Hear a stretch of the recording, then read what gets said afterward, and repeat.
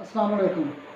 उम्मीद है आप सब देखने और सुनने वाले असातिज़ा कराम, दोस्त, हबाब, सीनियर व जूनियर, तलबा व तालिबात अल्लाह ताला के फजल करम से बखैरियत होंगे। मुझे बड़ी खुशी होती है जब आप सब मेरे लेक्चर को देखते, सुनते और पसंद करते हैं। मैं उन सब का भी तहे दिल से मशकूर हूँ जो मेरे यूट्यूब चैनल को लाइक और सब्सक्राइब करते हैं। मेरा आज का लेक्चर बच्चों के इमराज में से एक अहम मर्ज़ पर है जिसका उन्वान ऑपोजिशनल डेफिएंट डिसऑर्डर यानी ODD है। इस लेक्चर में हम जानेंगे ये मर्ज़ क्या है, क्यों होता है, किस उम्र के बच्चों में पाया जाता है, इस मर्ज़ के असबाब क्या हैं, इसकी अलामात कौन कौन सी हैं, घरेलू इलाज से किस तरह काबू पाया जा सकता है और इसके साथ साथ होम्योपैथी से किस तरह इलाज किया जा सकता है। तो शुरू करते हैं अपना आज का lecture. What is oppositional defiant disorder ODD। Oppositional defiant disorder ODD ये ज़िम्मेदार अफराद के सामने बदतमीज़ी, बड़ों के हजूर बेअदब और गुस्ताख होना इस मर्ज़ का खासा है। जो बच्चे इस मर्ज़ में मुब्तला होते हैं वो ज़्यादातर बदतमीज़ी करते हैं, गुस्ताख होते हैं, बड़ों की इज़्ज़त नहीं करते और बात बात पर लड़ना इनका मामूल होता है। ऑपोजिशनल डेफिएंट डिसऑर्डर, क्या आपका बच्चा बुज़ुर्गों के ख़िलाफ़ ज़्यादती का मुज़ाहरा करता है? क्या वो बुज़ुर्गों और हत्ता के असातिज़ा की बात मानने से इनकार करता है? क्या वो बहुत नाराज़ है? क्या वो जानबूझकर लोगों को तंग करता है? क्या बच्चा या बच्ची हमेशा लोगों के साथ यहाँ तक कि मुस्तनद फितरत से भी बहस करता है? क्या वो हमेशा अपनी गलतियों का इल्ज़ाम दूसरों को देता है? अगर आपका जवाब हाँ में है तो आपका बच्चा इख्तियारी दिफाई डिसऑर्डर में मुब्तला हो सकता है जिसको ऑपोजिशनल डेफिएंट डिसऑर्डर कहते हैं। Introduction. Defiant disorder, oppositional defiant disorder का इंट्रोडक्शन देखते हैं तो इसका सबसे पहले जो तारफ़ करवाना है वो हम देखते हैं कि ये जो चंद हमने बातें की हैं कि ये बुज़ुर्गों के ख़िलाफ़ महाज़राई पे उतर आता है, बदतमीज़ी करता है, गुस्ताख होता है। तो इस तरीके से हम देखते हैं कि कुछ बच्चे सबसे ज़्यादा या बाज़ औक़ात जारहाना सलूक करते हैं, ख़ास तौर पर जब वो तनाव, भूख या थके हुए हों। वो बहस कर सकते हैं, दोबारा अपनी बात में वापस जा सकते हैं, नाफरमानी करते हैं या कभी कभार तावन नहीं करते। लेकिन ऑपोजिशनल डेफिएंट डिसऑर्डर की दर्जाबंदी करने के लिए इसके सलूक को इस वक्त तक ज़्यादा होना चाहिए जब इसके साथियों के साथ मुकाबला किया जाए और इसे 6 माह से ज़्यादा अरसा बरकरार रहना चाहिए और इसकी रोज़मर्रा की ज़िंदगी में नुमायाँ परेशानियों का सबब बनने के लिए माहौल को उतना ही शदीद होना चाहिए। ऑपोजिशनल डेफिएंट डिसऑर्डर में बुनियादी तौर पर गुस्सा, चिड़चिड़ापन, मुनहरफपन, साबित कदमी, अदम तावन की अलामात शामिल हैं। बच्चा जब घर से बाहर ऐसा सलूक करता है तो बच्चे को शदीद परेशानी का सामना करना पड़ता है। आमतौर पर बच्चा इस्तदलाल करता है और जानबूझकर बुज़ुर्ग शख्सियात को नाराज़ करता है। अगर इस शब्द को नज़रअंदाज कर दिया गया तो जैसा कि तकरीबन 6 माह तक बच्चे की निगरानी करना, माहिरीन तालीम और बच्चे की नशोनुमा के साथ संगीन नताइज बरामद हो सकते हैं। आमतौर पर ऑपोजिशनल डेफिएंट डिसऑर्डर बच्चों में एक तर्ज़ अमल का मसला होता है जो प्री स्कूल के सालों में ही ज़ाहिर हो जाता है। ये बाद के सालों में भी शुरू हो सकता है लेकिन आम तौर पर 9 उम्र के बाद नहीं होता। ऑपोजिशनल डेफिएंट डिसऑर्डर तर्ज़ अमल की ख़राबी है जो इस ग्रोह का एक हिस्सा है जिसे खलल अंगेज़ रवैये की ख़राबी का नाम दिया जाता है। इस इस्तिलाह में attention deficient hyper activity disorder और कंडक्ट डिसऑर्डर भी शामिल हैं। ये दोनों डिसऑर्डर हम फिर कभी किसी लेक्चर में बयान करेंगे। सबसे पहले जो अभी हमारा लेक्चर है अपोजिशनल डेफिएंट डिसऑर्डर, हम इस पे बात करेंगे, हम इस पे कंसंट्रेट करेंगे। ये जो attention deficient hyper activity disorder और कंडक्ट डिसऑर्डर है, इस पे हम बाद में बात करेंगे। इसमें थोड़ा सा हम हवाला आपको देते हैं, हम देखेंगे कि ये attention deficient hyper activity disorder है क्या। Attention deficient hyper activity disorder, इससे मुतासरा अफराद तवज्जो के इर्तिकाज़ और इज़्तिरारी रवैयों पर काबू नहीं रख सकते। अक्सर ये बीमारी बच्चों में तशख़ीस की जाती है जो कि बहुत ज़्यादा उछल कूद और बेहंगम रवैयों का बायस बनती है। इस बीमारी से मुतासरा बच्चे और बड़े गैर मामूली तौर पर हरकत में रहते हैं, बहुत ज़्यादा बोलना, तवज्जो मरकूज़ ना कर सकना और दी गई हदायत पर अमल पैरा ना हो सकना इस बीमारी की चंद अलामात शामिल हैं। नेक्स्ट डिसऑर्डर है कंडक्ट डिसऑर्डर। कंडक्ट डिसऑर्डर, ये डिसऑर्डर दूसरे डिसऑर्डर से ज़्यादा जारहाना होता है, जिसमें गैर मुआशरती सलूक, कानून शिकनी, लोगों के साथ जालमाना रवैया, जानवरों पर और जिस्मानी तशद्दुद शामिल होते हैं। अगर इसका इलाज ना किया जाए तो ये पेचीदगियों को बढ़ा सकता है और बच्चा गैर मुआशी बलूगत में तब्दील हो सकता है। अब हम बात करते हैं अपने टॉपिक की तरफ वापस आते हैं, हम उस पर कंसंट्रेट करते हैं जो कि हमारा टॉपिक है causes of oppositional defiant disorder ODD। इसकी काजेज़ को देखते हैं तो काजेज़ में हमारे पास इसकी काजेज़ में हमारे पास 3 तरह की काजेज़ आ रही होती हैं। There are 3 possible causes. Number 1 environmental. Environmental 3 मुमकिन वजूहात में से नंबर 1 पे एनवायरमेंटल माहौलियात आती हैं। माहौल बच्चों पर किस तरह असरअंदाज होता है। माहौलियात गैर फाल ख़ानदानी ज़िंदगी में अफरा तफरी, माँ को हमल के दौरान सिगरेट नोशी या जहर आलूद होने का ख़तरा हो सकता है। एनवायरमेंटल की बात करें तो एनवायरमेंटल में कुछ चीज़ें और भी शामिल होती हैं, जिसमें हम बात करते हैं वे ऑफ अपब्रिंगिंग की। अपब्रिंगिंग का तरीक़ाकार क्या है, इसमें हम परवरिश के तरीक़ेकार को देखते हैं कि हम बच्चों की परवरिश किस तरह से कर रहे होते हैं। वालिदैन की नामुनासिब निगरानी, नज़्म ज़ब्त में कोताही, बच्चों से बदसलूकी या बच्चों में इखलाकियात की अदम दस्तयाबी भी बच्चों में ऑपोजिशनल डेफिएंट डिसऑर्डर का सबब बन सकती है।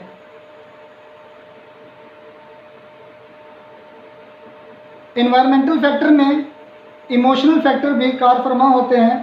तो इमोशनल फैक्टर जज्बाती अंसर जो बच्चा वालिदैन की अलहदगी, तलाक या वालिदैन के मबैन मुसलसल लड़ाई झगड़ा देखता है, वो भी अपोजिशनल डेफिएंट डिसऑर्डर का शिकार हो सकता है। वो बच्चे जिनके वालिदैन किसी भी नशा के आदी हों, इनके बच्चों को भी ये ख़तरा हो सकता है। पेरेंटल फैक्टर कबल अज़ पैदाइश अवामल, माँ के पेट में 9 महीने जो गुजारता है, 9 मंथ का जो ड्यूरेशन होता है, 3 ट्राइमेस्टर जो चलते हैं, इन 3 ट्राइमेस्टर के अंदर जो पेचीदगियाँ आती हैं उनको हम पेरेंटल फैक्टर्स के नाम से जानते हैं।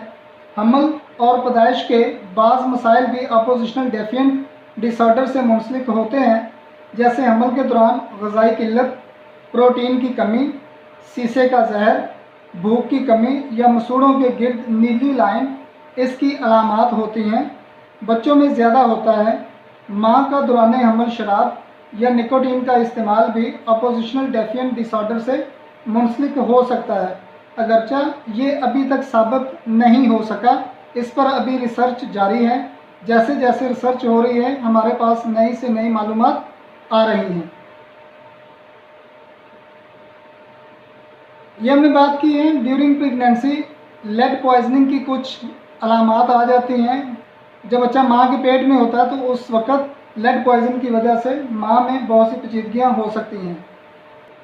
जेनेटिक फैक्टर घर के दूसरे अफराद में भी दिमागी सेहत की तशखीस हो सकती है। अपोजिशनल डेफिएंट डिसऑर्डर की जीनियाती वजूहात हो सकती हैं जिसकी वजह से दिमाग में कुछ न्यूरोबायोलॉजिकल तब्दीलियां आती हैं। बायोलॉजिकल न्यूरो डेवलपमेंटल प्रॉब्लम्स, हयातियाती न्यूरो डेवलपमेंटल मसाइल दिमाग की परवरिश गलत अंदाज में होती है जिससे बच्चा ज़हनी तौर पर पसमानदा रह जाता है, लेकिन इलाज के लिए वजूहात पर कोई आलमगीर मुआहदा नहीं हो सकता, कोई अथेंटिक बात नहीं हो सकती कि इसका इलाज किस तरीके से किया जा सकता है। वे ऑफ ट्रीटमेंट में इसके मुख्तलिफ तरीक़ाकार हैं, उनसे इलाज मुआवजा बहम पहुँचाया जाता है जिससे इन अमराज पर काबू पाया जा सकता है। आगे हम बात करते हैं सिम्टम्स ऑफ अपोजिशनल डेफिएंट डिसऑर्डर की। चंद एक सिम्टम्स हैं जो कि इस मर्ज़ में पाई जाती हैं, वो मुदर्जा झेल हैं। सबसे पहले अगर हम देखें तो ये आर्गुमेंटेटिव होता है और इसका डेफिएंट बिहेवियर होता है, यानी कि ये बच्चा गुस्सीला, चिड़चिड़ा, नाराज़ होता है। बच्चा गैर फरमाबरदार, इस्तेदलाल करता है, वालिदैन और असातिज़ा समेत किसी की भी नहीं सुनता, दलीलें देता है, मुनहरफ सलूक होता है, ज़िद्दी होता है और समझौता करने को तैयार नहीं होता, किसी की बात मानने से इनकार करता है, आसानी से नाराज़ हो जाता है, अपनी गलतियों का इल्ज़ाम दूसरों पर लगाता है, गुस्ताख, साबित कदम रहने वाला, ढीठ किस्म का बच्चा होता है, बदला लेना चाहता है।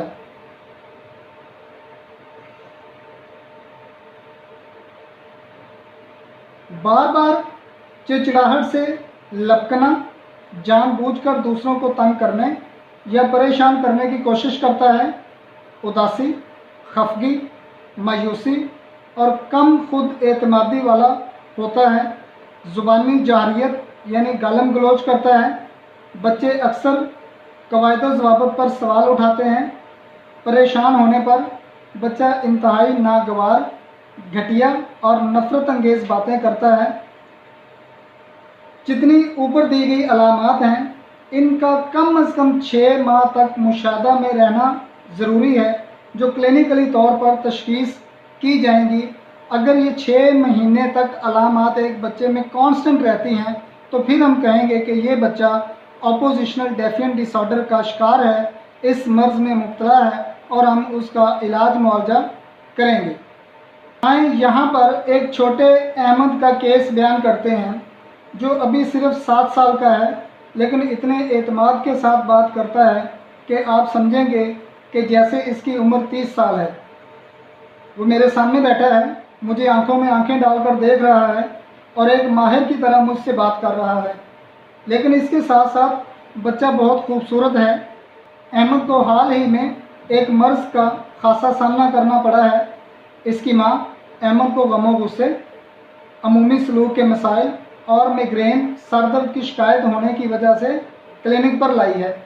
ताहम जब मैं इसे देखता हूँ कि वो बेचैनी और बगैर अदावत के अपनी कुर्सी पर सुकून से बैठा हुआ है, तो ये तसव्वुर करना आसान नहीं है।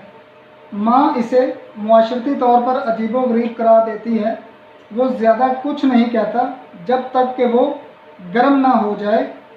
तकरीबन 1 साल पहले इसके वालिद को किसी काम की वजह से किसी दूसरे सूबे में जाना पड़ा था।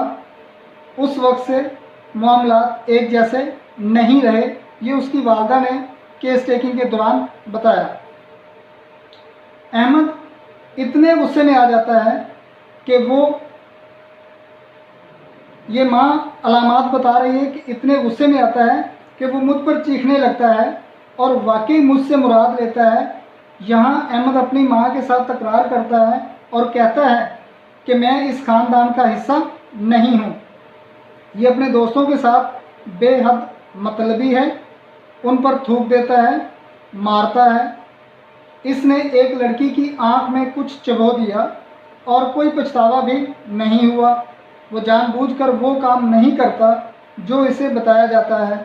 दरअसल जब मैं सफ़ेद कहती हूँ तो वो अक्सर स्याह कहता है। वो बिल्कुल मुतज़ाद फितरत का मालिक है। मुझे ये सब कुछ ठीक नहीं लगता। जो मेरे पास उसकी अलामतें आई, आंखों में दर्द और उल्टी होने के बायस अहमद को बार बार सर दर्द होता है। शाम 5 बजे के करीब सर दर्द और मिजाज दोनों ही ख़राब हो जाते हैं। काफ़ी देर तक पूछगिछ करने पर मुझे बताया गया कि सर में दर्द के साथ चेहरे पर पिलाहट छा जाती है। जैसे ही अहमद के सर में दर्द होती है, उसका चेहरा बिल्कुल येलो हो जाता है और चेहरे पे पिलाहट आ जाने से बच्चा और ज़्यादा कर्बो अलम में मुब्तला हो जाता है। ये था अहमद का केस। सारी अलामत इकट्ठी करने के बाद अब हम केस को रेपिटाइज करते हैं। तो रेपिटाइज करते हुए हम सबसे पहले माइंड सेक्शन में जाएंगे और यहाँ पे श्रैकिंग, स्क्रीमिंग, शॉटिंग, चिल्ड्रन, ये रुब्रिक हम लिखेंगे। उसके बाद माइंड में जाएंगे, मलेशियस, स्पाइटफुल, विंडिक्टिव, ये रुब्रिक लिखेंगे। जब हमने ये रुब्रिक लिखे तो इन रुब्रिक्स को लिखते हुए, जैसे माइंड है, स्ट्राइकिंग है, mind spit, desire to, mind defiant. Stomach में जाएंगे तो स्टमक में स्टमक वोमिटिंग का चैप्टर देखेंगे और वोमिटिंग में general headache during afternoon 1 PM, 6 PM, aggravation 5 PM, face discolouration pale, headache with generalities, food and drinks, meat, desire, mind liar. तो इन सारे रूब्रिक्स को जब हमने रेपिटाइज किया, एक सिस्टम में डाला, तो इस सिस्टम में जो हमें टॉप की मेडिसिन मिली वो नक्स वमीका मिलती है। ये इसके जनरल रूब्रिक्स थे जिनको हमने एनालाइज किया। जब हम रेपिटाइज करते हैं और रेपिटरी की बात करते हैं तो मैंने इसको जो केस को देखा, इस केस के रूब्रिक्स को देखा, तो उसमें सबसे जो ज़्यादा रूब्रिक्स मुझे हिट किए वो mind shrieking, screaming, shouting children in mind malicious, spiteful, vindictive, mind striking, mind defiant, the set of remedies common to these mind rubrics.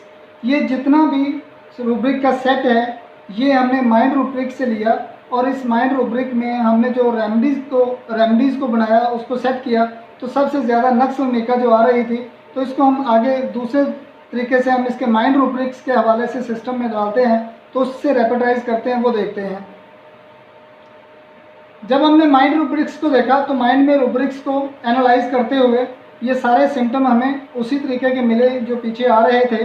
तो उन सिम्टम्स को मद्देनज़र रखते हुए ये हमारे पास नक्स वमीका टॉप पे मेडिसिन आ रही है, उसके बाद जो है वो सल्फ़र मेडिसिन बनती है। लेकिन हमारे पास नक्स टॉप पे आ रही है तो हम नक्स को देखते हुए, क्योंकि बच्चे को जब हमने फ़िज़िकली एग्जामिन किया तो फिज़िकली इसकी कुछ अलामात जो हैं वो नक्स वमीका के नज़दीक तरीन लगती थी, तो इसलिए हमने नक्स वमीका को बेस बनाकर इसको इस्तेमाल करवाया। नक्स वमीका यकीनी तौर पर दवा बनती है, सर दर्द के साथ पीला चेहरा दिखाई नहीं देता। इसमें एक चीज़ होती है कि इसमें सर दर्द होता है लेकिन चेहरा पीला नहीं होता, ये नक्स वमीका की खासियत है। लेकिन जज्बाती कैफियत की शिद्दत इसमें होती है और यहाँ ये कशिश शकल का मरकज़ पेश कर रही है। नक्स वमीका को अगर देखें तो ये एज ए सेंट्रीफ्यूगल जो है काम कर रही है, तो सेंट्रीफ्यूगल काम कर रही है। तो हम सेंट्रीफ्यूगल काम करते हुए, सेंट्रीफ्यूज करते हुए नक्स वमीका को इस्तेमाल करवाएंगे।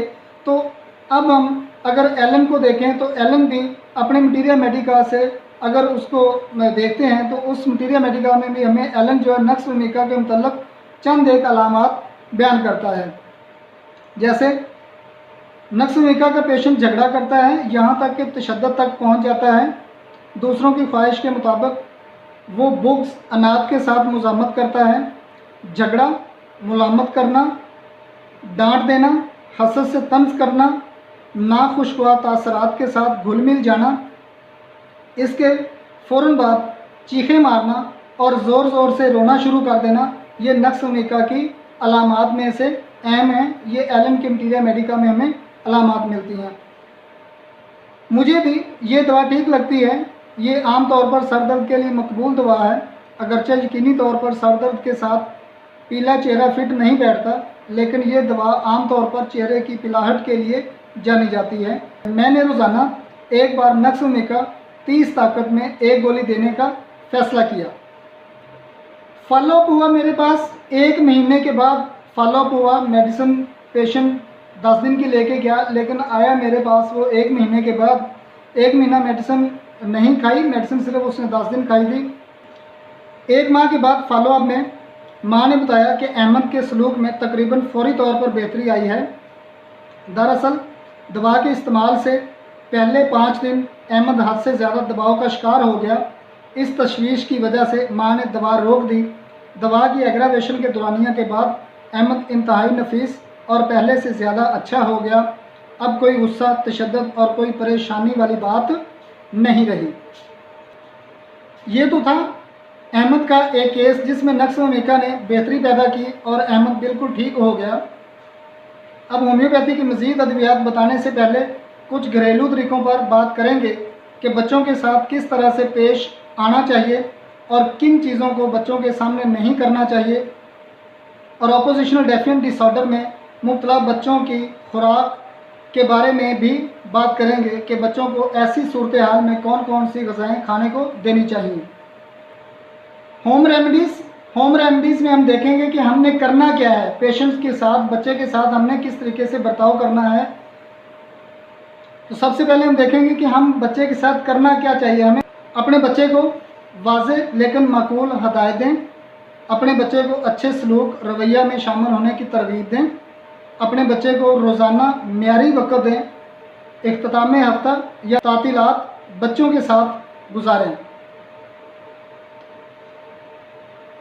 अब हमें क्या कुछ नहीं करना चाहिए। ऐसे अगर बच्चे आपको मिलते हैं तो आपको उन बच्चों के सामने या उनके साथ क्या नहीं करना चाहिए। तर्ज़ अमल के लिए सख्त सज़ा का इस्तेमाल ना करें। अगर आपका बच्चा आपके साथ झगड़ा करता है तो बहस करने के बजाय पीछे हट जाएं। इसकी बजाय इसके मसले को हल करें। अपने मुतासरा बच्चे को कभी नज़रअंदाज ना करें। आगे हम बात करते हैं डाइट एंड न्यूट्रिशन की। तो डाइट एंड न्यूट्रिशन में अपोजिशनल डेफिनेट डिसऑर्डर में शामिल ग़िज़ाएँ जो इलाज में मदद फराहम करती हैं वो मुंदरजा झेल हैं। बच्चों के लिए ताज़ा घरेलू और नामियाती खानों पर गौर करें। बच्चों को मतवाज़न खाना मुहैया करें जिसमें रोज़ाना सब्ज़ियाँ और फल शामिल हों। ताज़ा सब्ज़ पत्तों वाली सब्ज़ियाँ दिमाग को पुरस्कून रखने में मुआवन होती हैं। बच्चों को सब्ज़ियाँ खाने के लिए दिलचस्प रंगारंग खाने बनाकर खिलाएं। रोज़ाना काफ़ी मिकदार में पानी पिएं। नशावर, मसनूई रंग और खानों को महफूज रखने वाले केमिकल्स वाली ग़िज़ाओं से परहेज़ करें। बने बनाए मुंजमद और बंद खाने, कैंडी, आइसक्रीम खाने से परहेज़ करें। बच्चों को जंक फूड वाली ग़िज़ाओं से ज़्यादा परहेज़ करवाएं। ये चंद ग़िज़ाएँ हैं। ख़ास तौर पे फ्रूट्स में हम बात करते हैं तो ये फ्रूट्स जो हैं वो बच्चों में ज़्यादा मिकदार में इस्तेमाल करवाने चाहिए। जैसे यहाँ पे पाइनएप्पल की बात करते हैं, आड़ू है। जैसे मौसम हो उसी तरीके से आप मौसमी फल जो है वो बच्चे को ज़्यादा से ज़्यादा दे सकते हैं। ये भी बच्चे की मर्ज़ में कमी का बाइस बनते हैं। इसी तरीके से सब्ज़ियाँ हैं तो सब्ज़ पत्तों वाली सब्ज़ियाँ आप ज़्यादा खिलाएँ। जो नामियाती फ्रूट्स हैं वो ज़्यादा खिलाएँ। जो बाज़ारी बने हुए खाने हैं उनसे ज़रा परहेज़ करें तो बच्चे के लिए ज़्यादा बेहतर होगा। अब हम बात करते हैं होम्योपैथी की कि होम्योपैथी अपोजिशनल डेफिनेट डिसऑर्डर में किस तरह काम करेगी। होम्योपैथी का इलाज मरीज़ के मिजाज की बुनियाद पर किया जाता है। मिजाज के ज़रिया से मुराद है कि किसी भी मरीज़ की ज़हनी जिस्मानी साख, पसंद नापसंद, जज्बात, ख्वाब, नींद में ख़राबी यानी इन अवामल पर गौर किया जाता है और फिर एक मुनासिब होम्योपैथिक दवा दी जाती है। होम्योपैथी की दवाओं से बग़ैर किसी ज़िमनी इसरात के जैसे कि गनूदगी, वज़न में इजाफे, नाखुशगवार हालात, बेचैनी और पुरतशद्दुद मुज़ाहर को ख़त्म करने में मदद मिलती है। अगर इलाज और जांच पड़ताल किए बगैर बच्चे को छोड़ दिया तो ये आपके बच्चे की मासूमियत को उभारेगी और इसे एक गैर मुतनासिब अंसर में तब्दील कर देगी जो बच्चे की शख्सियत के लिए नुकसानदा साबित होगी। लिहाजा जल्द से जल्द जामे और महफूज तरीन होम्योपैथिक इलाज बहम पहुँचाने की कोशिश करें। होम्योपैथी ही अपोजिशनल डेफिनेट डिसऑर्डर का काबिल एतमाद और काबिल एतबार इलाज है। मजमूई नुक्ता नज़र के साथ मिजाजी इलाज और वालिदैन के तौर तरीक़ों में कुछ तब्दीलियों से बच्चे की ज़िंदगी में हैरत अंगेज़ बदलाव लाया जा सकता है। बच्चे को अपनी खुद एतमादी और इज़्ज़त नफ्स वापस मिल जाएगी और जल्द ही वालिदैन अपने बच्चे के तर्ज अमल में मुस्बत तब्दीलियाँ देखेंगे। होम्योपैथी कुदरती, महफूज और बगैर किसी ज़िमनी असरात के तरीका इलाज है और कोई भी अपोजिशनल डेफिएंट डिसऑर्डर में मुब्तला मरीज़ इलाज के बाद मुकम्मल तौर पर आज़ादी से ज़िंदगी की रानाइयों से लुत्फ़अंदोज़ हो सकता है। इसके अलावा होम्योपैथी मरीज़ को दोबारा वापस ऐसे मर्ज़ में मुब्तला होने से बचाती है।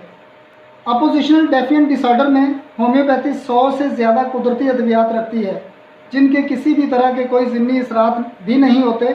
ऐसे मरीज़ों के लिए होम्योपैथी से बेहतर दूसरा कोई तरीका इलाज फ़ायदेमंद नहीं हो सकता। झील में चंद होम्योपैथिक दवाएं दी गई हैं जो अपोजिशनल डेफिएंट डिसऑर्डर को ठीक करने में मददगार साबित हो सकती हैं। जैसा कि पहली मेडिसिन हमारे पास है, अगर हम बात करें एनाकार्डियम की, अगर हम एनाकार्डियम की बात करते हैं तो एनाकार्डियम के जो बच्चे होते हैं या इनके बड़े होते हैं तो उनमें क्या तब्दीलियाँ आती हैं। उनमें सबसे ज़्यादा तर्ज अमल में ख़राबी पाई जाती है। तर्ज अमल में ख़राबी से 2-4 अफराद के लिए एक उम्दा दवा एनाकार्डियम है।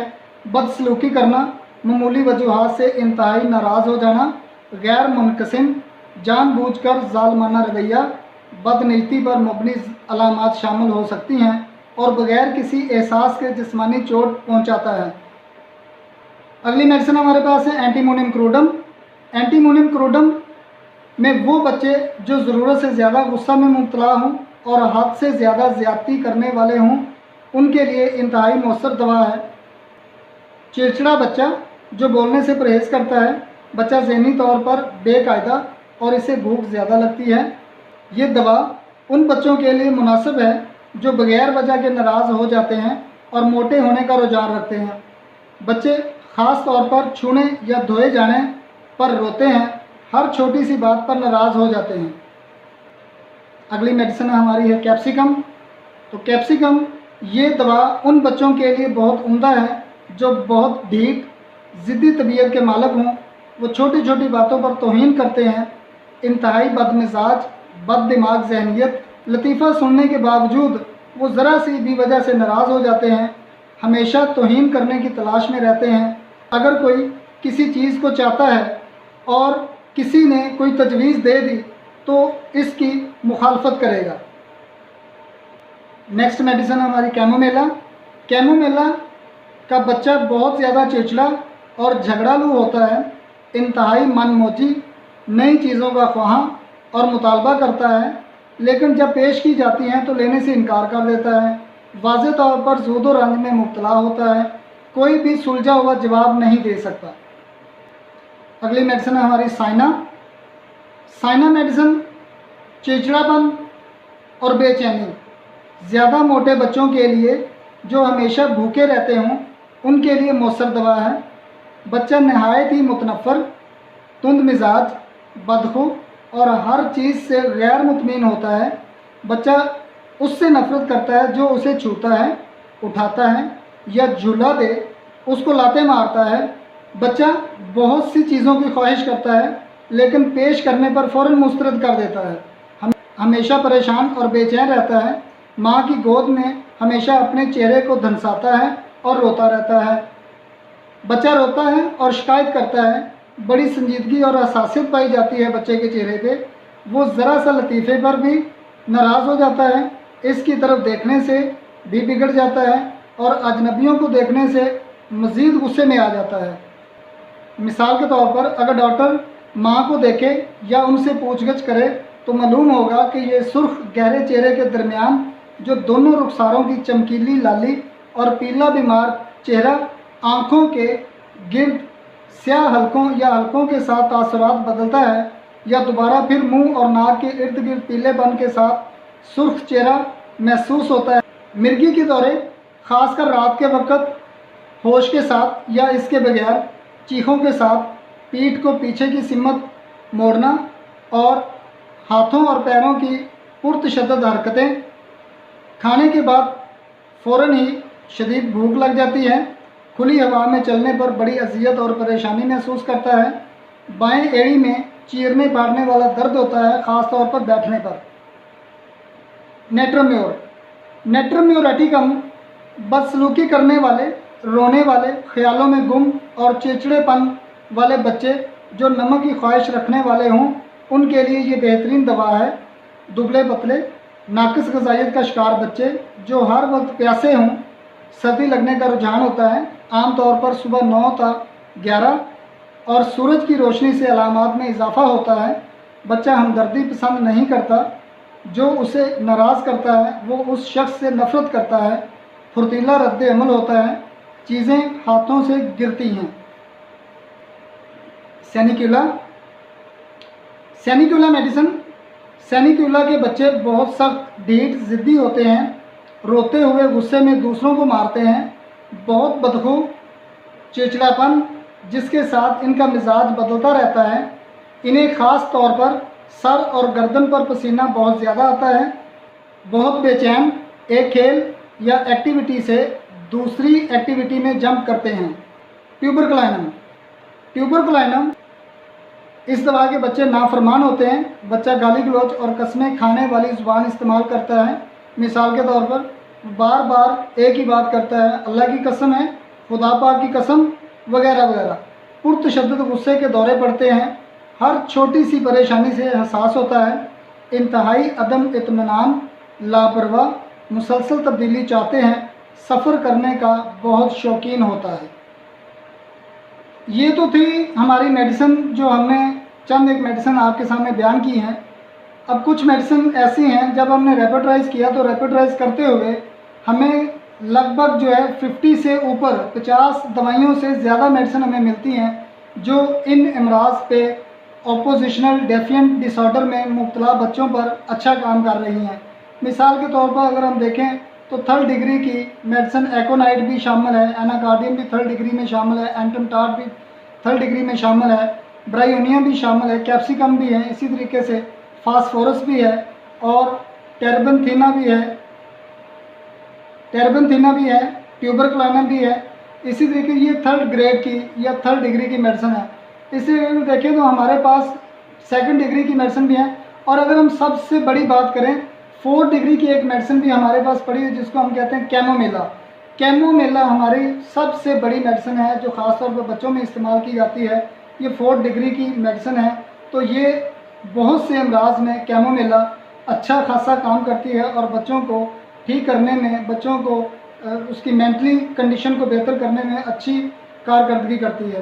तो ये कुछ 3rd डिग्री की मेडिसिन है। 4th डिग्री की मेडिसिन हमारे पास कैमोमिला है। इसी तरीके से अगर हम एक रूब्रिक देखते हैं जिसमें डिसओबीडियंट चिल्ड्रन है, तो उसमें कल्केरिया फास भी पाया जा रहा है, चाइना भी पाई जा रही है, साइना भी पाई जा रही है, इसी ट्यूबरकुलोनियम भी पाई जा रही है। तो ये 2nd डिग्री की मेडिसिन इसमें पाई जा रही हैं। ये जो डिसओबीडियंट बच्चे होते हैं, जो बदतमीज़ बच्चे हों या किसी का कहना ना मानते हों, उनमें अच्छा काम करती हैं। एंगर, टेम्पर टेंट्रम्स, इसमें हम देखें तो इसमें भी जो हमारे पास मेडिसिन आती है 3rd डिग्री की मेडिसिन एंटमटाट है, ऑरम है, ब्राइटाकार्ब है, इसी तरीके से ये मेडिसिन भी पड़ी हुई है। तो ये मेडिसिन हमारे पास 3rd डिग्री की आ रही हैं। ये मेडिसिन रेपर्टाइज करते हुए को 50+ मेडिसिन हमारे पास आती हैं। जब हमने पहले बात की है कि 100+ मेडिसिन हमारे पास हैं, तो इसमें कोई शक नहीं है। ये अभी हमने थोड़ा सा रेपर्टाइज किया तो उस रेपर्टाइज में ये 2-3 रूब्रिक्स पे हमें वो 50+ मेडिसिन जो है वो मिलती हैं। तो इन मेडिसिन में कहीं ना कहीं कोई ना कोई ताल्लुक जो है वो इस मर्ज़ में पाया जा रहा होता है। हमें मरीज़ से गर्ज होती है, मर्ज़ से गर्ज नहीं होती।